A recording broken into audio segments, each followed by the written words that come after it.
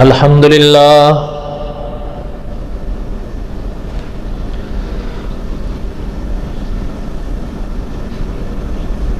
الحمد للہ الذی ہدانا لہذا وما كنا لنہتدی لولا ان ہدانا اللہ لقد جاءت رسل ربنا بالحق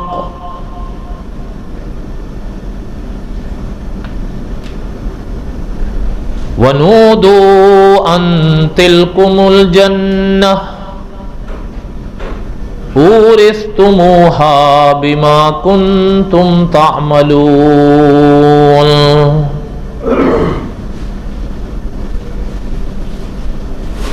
أما بعد أعوذ بالله من الشيطان الرجيم بسم الله الرحمن الرحيم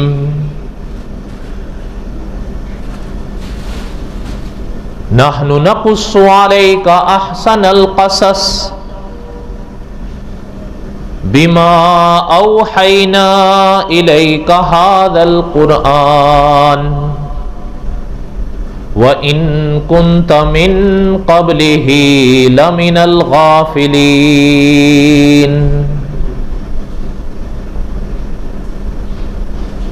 وقال النبي صلى الله عليه وسلم أنا آخر الأنبياء وأنتم آخر الأمم صدق اللہ العظیم وصدق رسولہ النبی الکریم ونحن على ذلك لمن الشاہدین والشاکرین والحمد للہ رب العالمین اللہم صل علی محمد وعلی آل محمد کما صلیت علی ابراہیم وعلی آل ابراہیم انک حمید مجید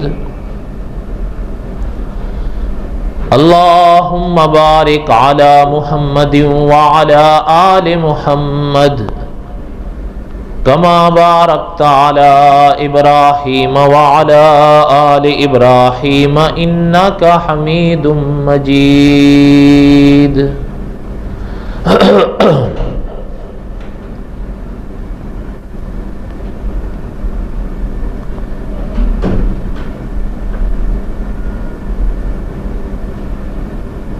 قصص الانبیاء علیہم الصلاۃ والسلام ہم پڑھ رہے تھے.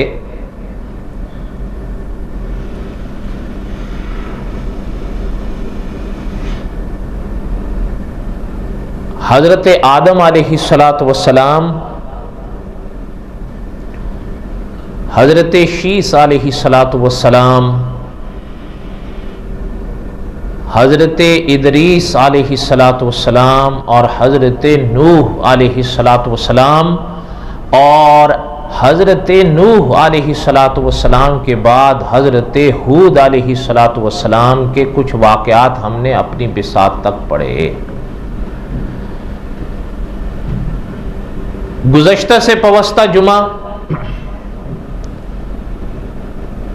ہم نے قصص الانبیاء علیہم الصلاۃ والسلام کی اگلی کڑی شروع کی، لیکن چونکہ درمیان میں قریب کئی دنوں کا فاصلہ آ گیا ہے، اس لیے تھوڑا سا ہم اس کو اعادہ کریں گے، اس کا اعادہ کریں گے اور پھر آگے چلیں گے انشاءاللہ. اور دعا کریں کہ جو ختم نبوت کانفرنس ہوئی اللہ تعالیٰ قبول فرمائے، اور اللہ تعالیٰ ہمیں آپ کو ساری کائنات کو اپنے فرامین پر عمل کرنے کی توفیق نصیب فرمائیں.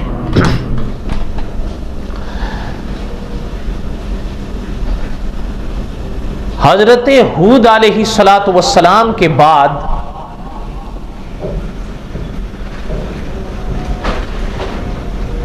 کلام پاک نے اور کلام پاک کی روشنی میں علماء حق نے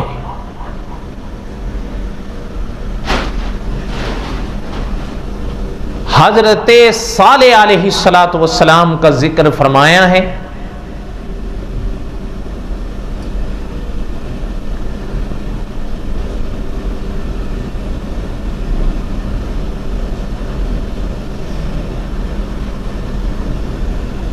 حضرت صالح علیہ السلام ایک قوم کی طرف بھیجے گئے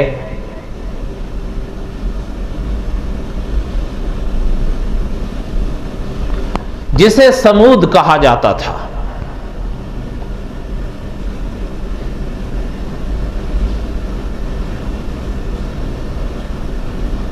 مولانا عبد الرحمن صاحب مظاہری اپنی کتاب میں لکھتے ہیں کہ زمانہ ان کا بہرحال حضرت ہود علیہ السلام کے بعد اور حضرت ابراہیم سے پہلے علیہ السلام.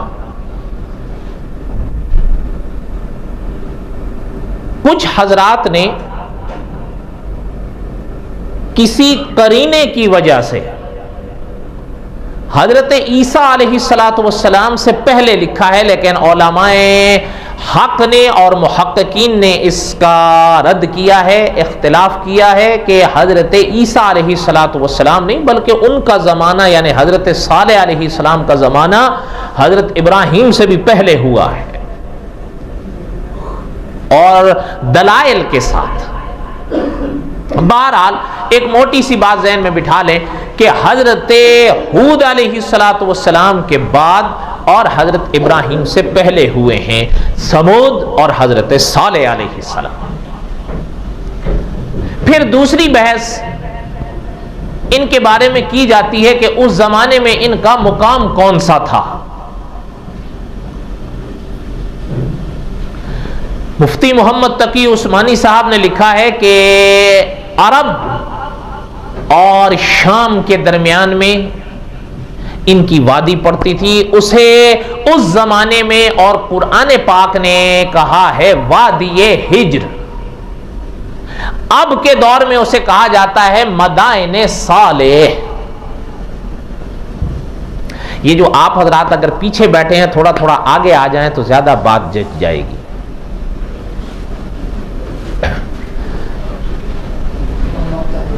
اس کو سہارا دے لیں، آپ کب تک پکڑے رہیں گے؟ آپ دے دیں کوئی بات نہیں، کچھ نہیں.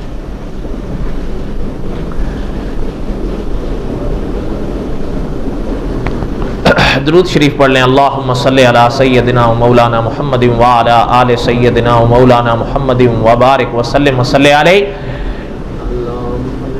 اس زمانے میں اسے مدائن صالح کہا جاتا ہے.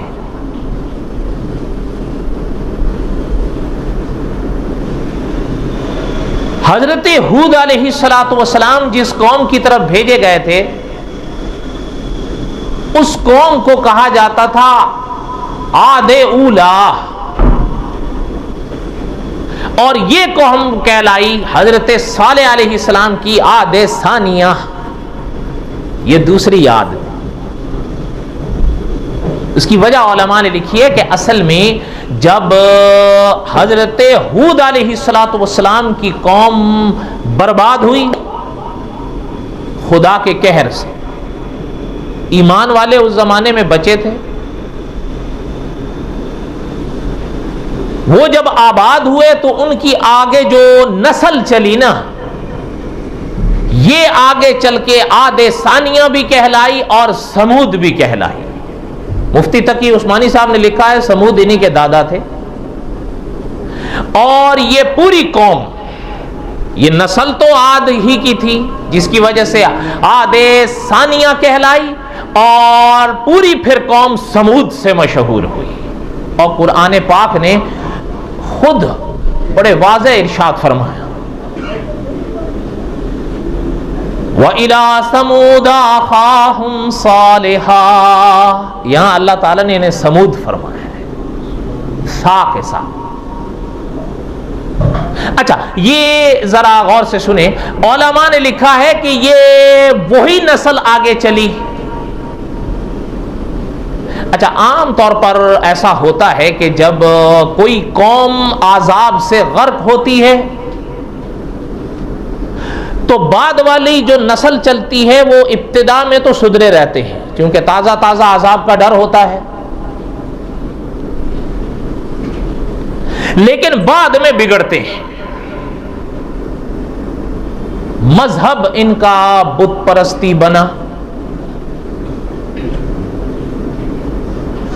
بتوں کی پوجا ان میں آئی۔ یہ ابتدائی برائی ابتدا سے، یعنی جو ابتدا سے مراد یہ کہ جو پہلے ظاہر ہوئی پھر اور بھی آتی گئی۔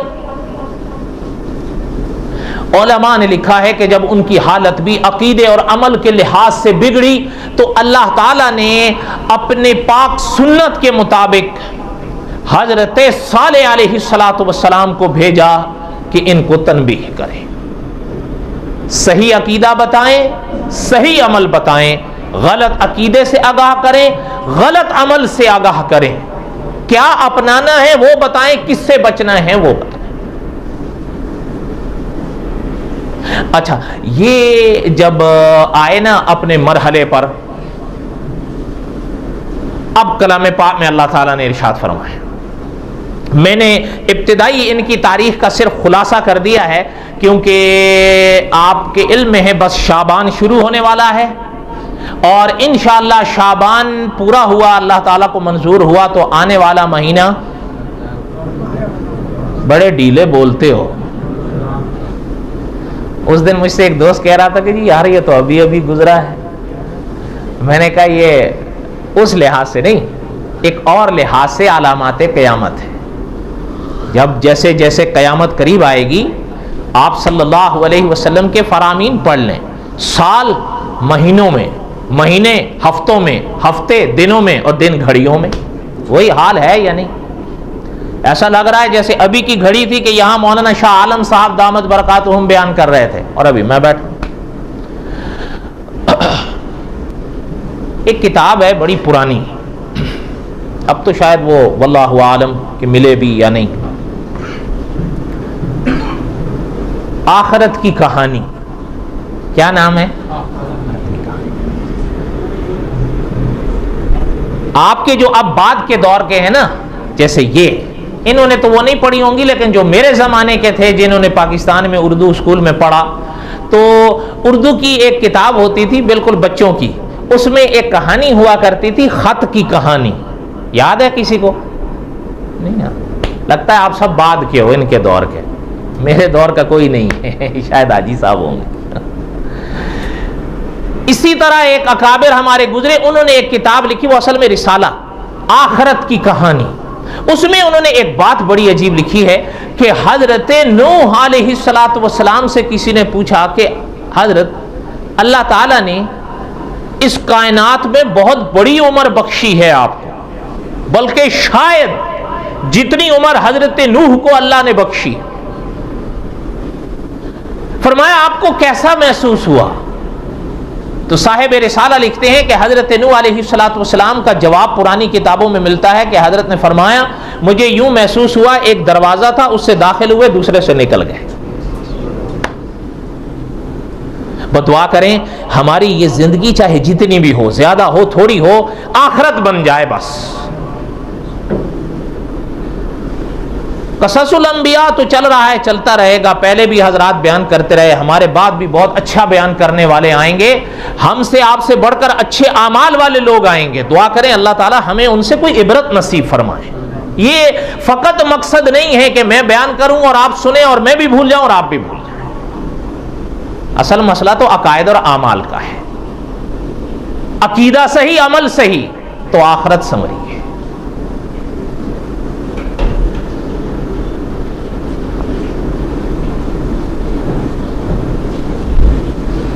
حضرت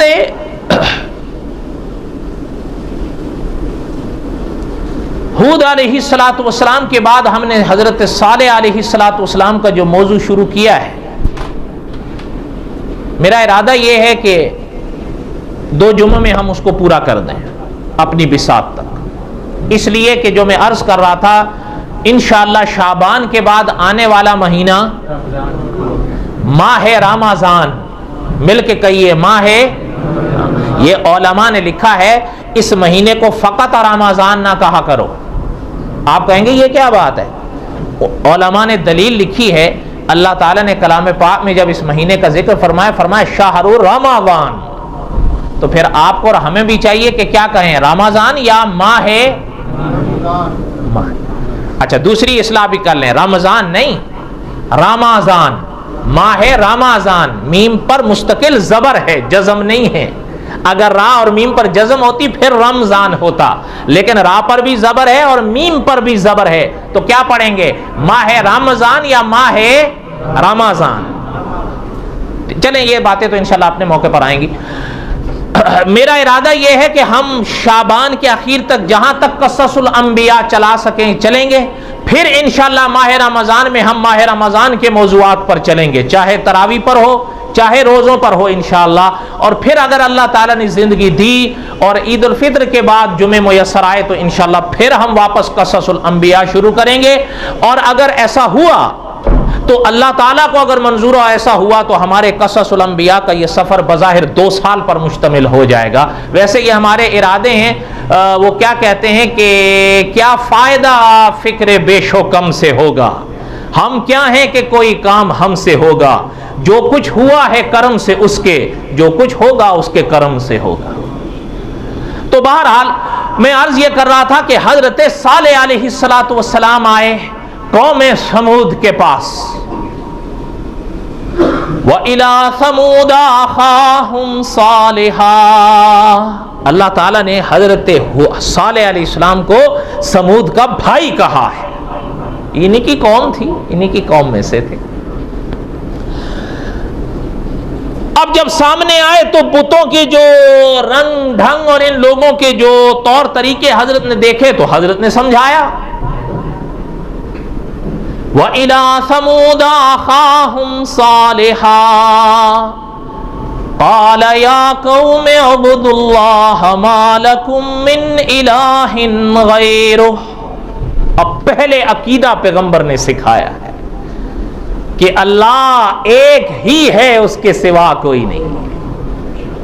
اور ان آیات کی تفسیر میں علماء نے اپنے موقع پر ایک مسئلہ سمجھایا ہے، یہ یاد رکھیے گا، جیسے اللہ تعالیٰ اپنی ذات کے لحاظ سے وحدہ لا شریک ہیں، ویسے ہی اللہ تعالیٰ اپنی صفات کے لحاظ سے بھی وحدہ لا شریک ہیں۔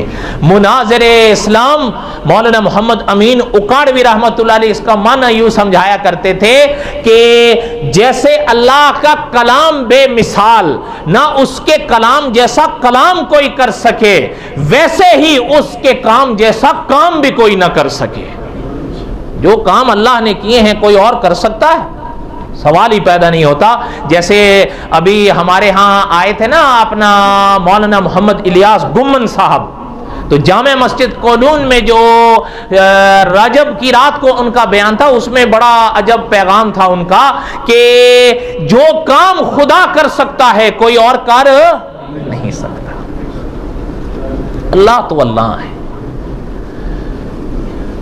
اب حضرت صالح علیہ السلام نے سمجھا، اچھا کو قوم دیکھنے لگی، عجیب بات ہے، مخالفت بھی کرنے شروع کیے، لیکن ذرا پہلے کیا ہوا ذرا اس کو سنیں۔ حضرت صالح علیہ السلام نے ان کو سمجھایا کہ یاد کرو کچھ، آد کے بعد خدا تمہیں لائیں۔ میں نے اب پہلے عرض کیا نا، آد گئی تو یہ آئے، نسل تو وہی تھی، جو سدھرے ہوئے تھے ان سے آگے چلے جو بچ گئے تھے۔ وَبَوَّأَكُمْ فِي الْأَرْضِ، اللہ تعالیٰ نے تمہیں زمین دی ہے۔ وَبَوَّأَكُمْ فِي الْأَرْضِ، اللہ تعالیٰ نے تمہیں زمین دی ہے، اور آگے پیغمبر علیہ السلام نے فرمایا من سہولہا قصوراً، اس زمین میں تم بڑے بڑے محل بناتے ہو، وَتَنْحِتُونَ الْجِبَالَ بُيُوتًا، اور پہاڑوں کو تراش کر گھر بناتے ہو۔ یہ یاد رکھیے گا، جیسے اس دور میں ہے نا، صاحب قصص الانبیاء لکھتے ہیں کہ جیسے اس دور میں ہے کہ پہاڑ کے اوپر ایک محل بنا دیا، وہ ایسا نہیں کرتے تھے، بلکہ وہ لوگ پہاڑوں کو کھود ڈالتے تھے، اور اسی کو کھودتے کھودتے کمرے بھی بناتے تھے، سان بھی بناتے تھے، محل بھی بناتے تھے۔ یہ نہیں ہے کہ نیچے سے کچھ لے جائیں اور وہاں اوپر رکھ دیا، نا جیسے اب ہوتا ہے۔ پہلے لوگ کچھ عجیب دور تھا وہ، اس لیے وہ پہاڑوں کو کھود ڈالتے تھے. اور آپ نے نام سنا ہوگا ہمارے ملک کے بڑے عظیم عالم ہیں مفتی محمد رفیع عثمانی صاحب، ان کی ایک کتاب ہے انبیاء کی سرزمین، اس میں قریب 250 صفحے کی کتاب ہے وہ. اس میں حضرت نے ان کے محلات کی تصاویر دی ہیں، ان کے کچھ کھنڈرات جو بچ گئے ان کی، وہ اب بھی مل جاتی ہیں. اور علماء نے بھی لکھا ہے کہ وہاں ان کی بستیوں سے ایک زمانے میں آپ صلی اللہ علیہ وسلم گزرے، صحابہ گزرے، آپ صلی اللہ علیہ وسلم نے صحابہ کو ان کی راہیں دکھائیں. بعد کے زمانے میں بھی جب لوگ آئے اور وہاں سے گزرے، ان کے محلات کے کھنڈرات آج بھی نظر آتے ہیں اور وہ عبرت کی جا ہے. اچھا، اب پیغمبر علیہ الصلوۃ والسلام نے جب ان کو سمجھایا، فرمایا کہ اللہ تعالیٰ کی دی ہوئی زمین پر تم گھر بناتے ہو، وَتَنْحِتُونَ الْجِبَالَ بُيُوتًا، اس کے پہاڑوں کو تراش کر تم محل بناتے ہو. فَاذْكُرُوا آلَاءَ اللَّهِ، اب پیغمبر نے یہ، اچھا ایک چیز ذہن میں رکھیں، یہ خدا کے نبیوں کا اسلوب ہے، پہلے بھی رہا اور خدا کے آخری نبی پر بھی رہا. کیا؟ خدا کی نعمتیں خدا کے بندوں کو یاد دلائیں گے. آپ اور ہم خدا کی نعمتوں کو گن سکتے ہیں، دھیان نہ دیں ایک الگ بات ہے، لیکن حضرت صالح علیہ الصلوۃ والسلام نے بھی ان کو یہی یاد کرایا، فَاذْكُرُوا آلَاءَ اللَّهِ، خدا کی نعمتوں کو یاد کرو. تذکیر بالنعمت کی ہے پیغمبر نے. اور اگر آپ آخری پیغمبر کے اس جو پاک پیغمبر کے پاک دل پر جو خدا کا آخری کلام اترا ہے اس پر غور کریں تو میں نے ابھی عرض کیا نا کہ یہ خدا کے نبیوں کا اسلوب رہا ہے کہ خدا کے نبیوں نے خدا کے بندوں کو خدا کی نعمتیں یاد دلائی ہیں. غور کرو. وَلَكُمْ فِيهَا جَمَالٌ، یہ قرآن پاک میں ہے، یہ سورۃ نحل میں، حین تریحون وحین تسرحون، قرآن تو قرآن ہے. والخیل والبغال والحمیر لترکبوها وزینہ وَيَخْلُقُ مَا لَا تَعْلَمُونَ. ذرا علماء نے جو دعوت فکر دی ہے اس پر غور کریں. اللہ نے فرمایا وَالْخَيْلَ، ہم نے گھوڑے بنائے، وَالْحَمِيرَ، ہم نے گدھے بنائے، وَالْخَيْلَ وَالْبِغَالَ، ہم نے خچر بنائے، وَالْحَمِيرَ، ہم نے گدھے بنائے، لِتَرْكَبُوهَا وَزِينَةً. پہلے تینوں کے مقامات پر اللہ تعالیٰ ماضی کے صیغے لائے ہیں. ہم نے گھوڑے بنائے، خچر بنائے، گدھے بنائے. آگے فرمایا وَيَخْلُقُ مَا لَا تَعْلَمُونَ، یہاں صیغہ استقبال کا لائے ہیں کہ تمہاری سواری کے لیے ایسی ایسی چیزیں بنائیں گے جو تم ابھی نہیں جانتے ہو وہ کیا کیا ہوں. وَعَلَامَاتٍ وَبِالنَّجْمِ هُمْ يَهْتَدُونَ، یہ خدا کی نشانیاں ہیں کہ خدا کو سمجھو. فَاذْكُرُوا آلَاءَ اللَّهِ، خدا کی نعمتوں کو یاد کرو. وَلَا تَعْثَوْا فِي الْأَرْضِ مُفْسِدِينَ، اور خدا کی زمین میں فساد مت مچاؤ. وہ سن رہے بگڑ گئے وہ. اچھا یہ تھوڑا سا یاد کریے گا جو مورخ اسلام مرحوم نے لکھا ہے کہ کبھی قوم نماز کی دعوت پر نہیں بگڑی ہے انبیاء سے، کبھی بھی قوم پیغمبر سے روزے کی دعوت پہ نہیں بگڑی ہے، سوال ہی نہیں پیدا ہوتا. لیکن بگڑی تب ہے قوم جب پیغمبر نے عقیدہ سمجھایا ہے تو قوم بگڑی ہے. آپ دور کیوں جانتے ہیں؟ آپ صلی اللہ علیہ وسلم کی زندگی کے باب اٹھا کر دیکھیں. آپ صلی اللہ علیہ وسلم نے جب مکہ مکرمہ میں مکے والوں سے فرمایا تھا قولوا لا الہ الا اللہ، مانے تھے؟ اس سے پہلے کے حالات پڑھ لیں. جہاں حضور آ جاتے تھے صلی اللہ علیہ وسلم وہ قدموں میں آنکھیں بچھاتے تھے. لیکن جس وقت پیغمبر نے فرمایا قولوا لا الہ الا اللہ، پہلا پتھر اپنے خون نے مارا ہے. کیوں؟ پتہ چلتا ہے عقیدے میں کوئی بات تو ہے. ورنہ آج بھی آپ دیکھیں اگر کوئی ہمیں بلاتا ہے یا ہمارے پاس آتے ہیں, ہمارے بیانات سننے کے بعد بھی نصیحتیں وصیتیں کرتے ہیں کہ جی آپ بس ذرا نرم نرم نماز پہ بیان کر دو, روزے پہ کر دو, تبلیغ پہ کر دو, چلے پہ کر دو, ساتھ جو ہے وہ اگر جمعراتیں ہو جائیں تو اور بہتر ہے, چلا ہو جائے اور بہتر ہے, بلکہ ساتھ میں چلیسواں بھی ہو جائے تو اور زیادہ اچھا رہے گا, جو نہیں آتے وہ بھی آ جائیں گے. اچھا جی, اور جو عقیدہ کا نہیں, عقیدے کو تو یہاں بیان ہی نہیں کرنا ہے نا جی, اس سے امت بڑھتی ہے, تفرقہ پھیلتا ہے, اختلافات ہوتے ہیں, سارے اپنے بھائی ہیں, مل جل کے رہو, یہ ٹھیک ہے؟ اور بتاؤ تو صحیح, دل سے بتانا, دیکھو عبادت گاہ میں بیٹھے ہو.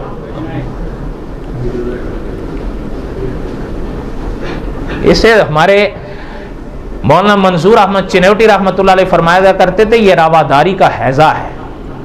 کیا ہے؟ بہرحال دعا کریں اللہ تعالیٰ سچ حق کہنے کی اور سمجھنے کی اور اس پر عمل کرنے کی توفیق بخشے. یہ بڑا مشکل مرحلہ ہوتا ہے, حق بیان کرنا بھی اور پھر حق سن کر برداشت کرنا, یہ آسان بات نہیں. وہ بگڑ گئے حضرت صالح علیہ السلام کے ساتھ, یہ کیا ہے؟ بلکہ آپ قرآن پاک کو پڑھیں, صاحب قصص الانبیاء نے لکھا ہے کہ ان کے جو چودھری تھے نا وہ اکٹھے ہو گئے. وہ کہا کمال ہے, ہمارے ہی قوم میں ہمارے یہاں پل کے بڑے ہوئے ہیں اور پھر ہمیں ہی یہ کہہ رہے ہیں کہ ان بتوں کو چھوڑ دو. ما لکم من الہ غیر, سوائے خدا کی ایک ذات کے کسی کو نہیں ماننے دے رہے. یہ کیسے ہو سکتا ہے؟ سارے کام ایک اللہ کرے گا. ہم تو اس کو بھی تو مان رہے ہیں نا, یہ تھوڑا کہ ہم اس کا انکار کر رہے ہیں, وہ بھی ہے اور یہ بھی ہے. ما نعبدہم, یہ قرآن پاک میں پڑھیں, آپ مکے والوں کا حال پڑھیں. ما نعبدہم الا لیقربونا الی اللہ زلفا, ہماری سنتا نہیں, ان کی موڑتا نہیں, ہماری ان کی آگے ان کی ان کے آگے. ہم تو, ہمارا تو یہ عقیدہ نہیں ہے نا. کیا خیال ہے؟ بولو تو صحیح, گڑبڑ ہے. مانو نہ مانو, گڑبڑ ہے. اقبال مرحوم یاد ہوں گے, ویسے تو نہیں بیچارے وہ روئے تھے کہ خرد نے کہہ بھی دیا لا الہ تو کیا, بس ٹھیک ہے. مولانا اسیر ادروی کے یعنی کہنے جو تھے نا اپنا مولانا شمس نوید عثمانی کے الفاظ کے, یہ دور پھر اپنے ابراہیم کی تلاش میں ہے. وہ کہنے لگے ہمارے ہی سامنے پل کے بڑا, ہمارے سامنے بگڑ گئی, یہ سب کہہ رہے ہیں. انہوں نے کہا دیکھو سنو, ایسا کرتے ہیں, سمجھوتا کر لیتے ہیں. دھیان میری طرف رہے بھئی, سمجھوتا کس چیز کا؟ ان میں سے ایک نے کہا کہ 2 قدم ہم ان سے کہتے ہیں آگے آؤ, وہ آ گئے تو 2 قدم ہم بھی آ جائیں گے, ان سے کہہ دیں گے. بھئی وہ کیا؟ کہا کہ ان سے معجزہ مانگتے ہیں, اور معجزہ بھی وہ جو ہماری آنکھوں کے سامنے ہو اور جو ہم کہیں گے, پھر ہم مان لیں گے ان کی بات. ما لکم من الہ غیر, جو کہہ رہے ہیں ہم مان لیں گے. اچھا, اس میں ایک, اللہ تعالیٰ معاف فرمائیں, اللہ تعالیٰ نے کلام پاک میں دوسرے مقام پر ایک شخص کے الفاظ بتائے ہیں کہ اس نے حضرت صالح علیہ السلام کے بارے میں کہا بل ہوا کذاب. توبہ, اللہ تعالیٰ معاف فرمائیں. یہ علماء طلبہ جانتے ہیں, ایک لفظ ہوتا ہے کذب, ایک کاذب اور ایک ہے کذاب. توبہ.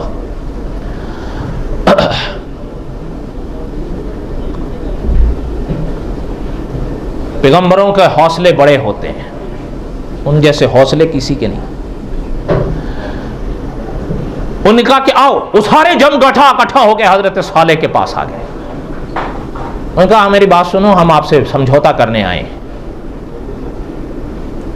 اور خدا کے نبی با اخلاق تو ہوتے ہیں, اس میں تو کوئی شک نہیں. فرمایا کیا بات ہے؟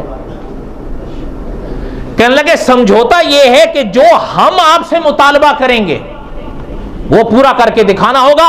اگر آپ وہ دکھا دیں گے جیسے ہم کہیں گے, پھر آپ آگے گویا 2 قدم تو پھر ہم بھی آئیں گے 2 قدم, پھر ہم آپ کی بات مان لیں. بات سمجھ آ رہی ہے ان کی؟ نہیں آ رہی ہے؟ او بولو تو صحیح.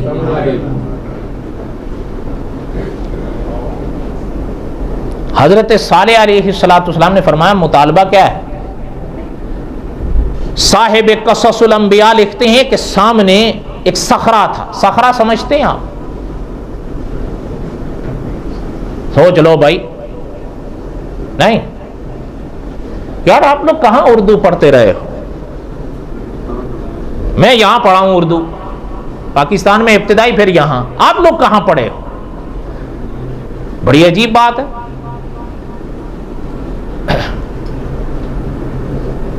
ایک ہوتا ہے پہاڑ، دیکھا ہے؟ وہ بھی نہیں دیکھا.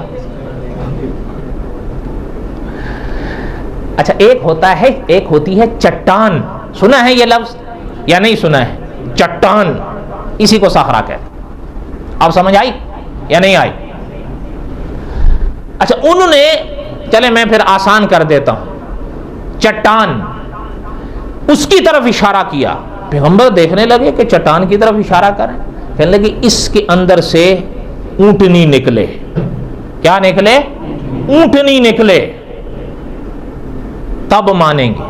اب پیغمبر علیہ السلام اس کا چہرہ دیکھنے لگے کہ یہ کیا کہہ رہا ہے. اچھا جیسے ہی پہلے کی بات ختم ہوئی، صاحب قصص الانبیاء لکھتے ہیں دوسرا قریب آیا کہ ٹھہرے حضرت، صرف اونٹنی نہ، اونٹنی آئے بھی وہ سرخ رنگ کی، اگر کالے یا کسی اور رنگ میں ہوگی تو نہیں مانوں گا. اب اچھا پھر ایک اور آ گیا پیچھے سے، وہ کہنے لگا سنیں حضرت ابھی نہیں، ذرا ایک بات میری بھی سن لیں. یہ چودھری ہیں بھائی. کون ہے؟ آپ کہیں گے یہ غلط ترجمہ کر رہا، آپ پڑھ لو. وہ کہنے لگے کہ بھائی کوئی بات نہیں، دھیان میری طرف دیں.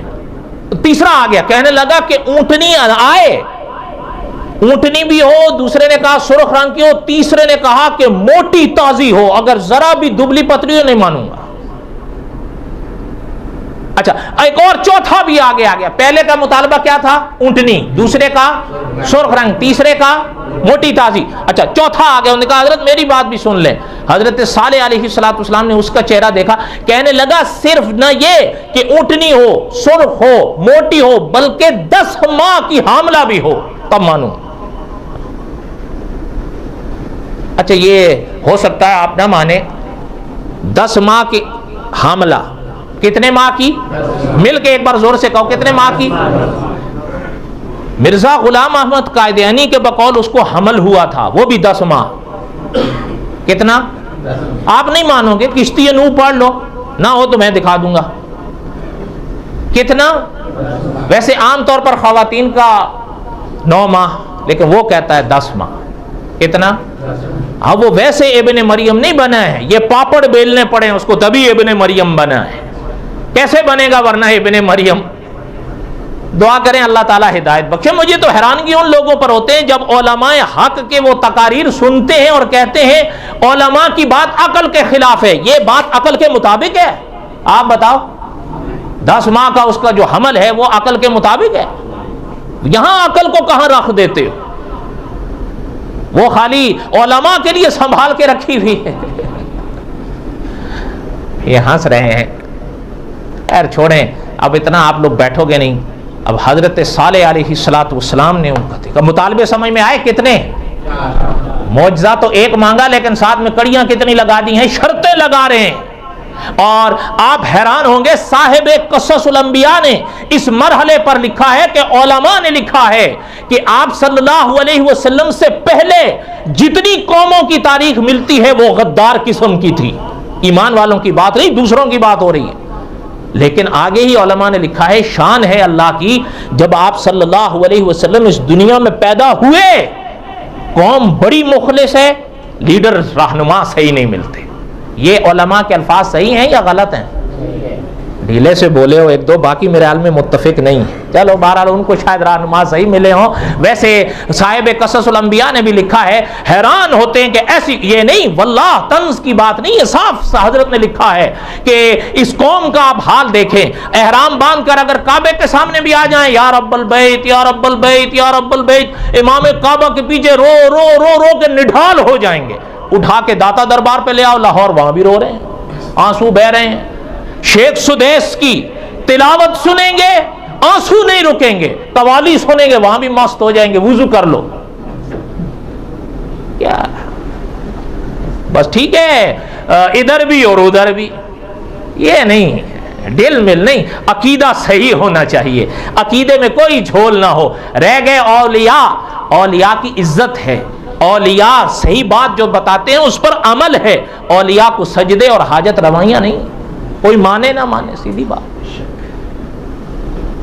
یہ تو کوئی کمال نہیں ہے کہ میں غلاف کعبہ پکڑ کر رو رو کے نڈھال ہو جاؤں، لیکن جب مجھے ہی اٹھا کر داتا دربار پر لے آئے تو میں یہاں بھی سجدے میں گر جاؤں۔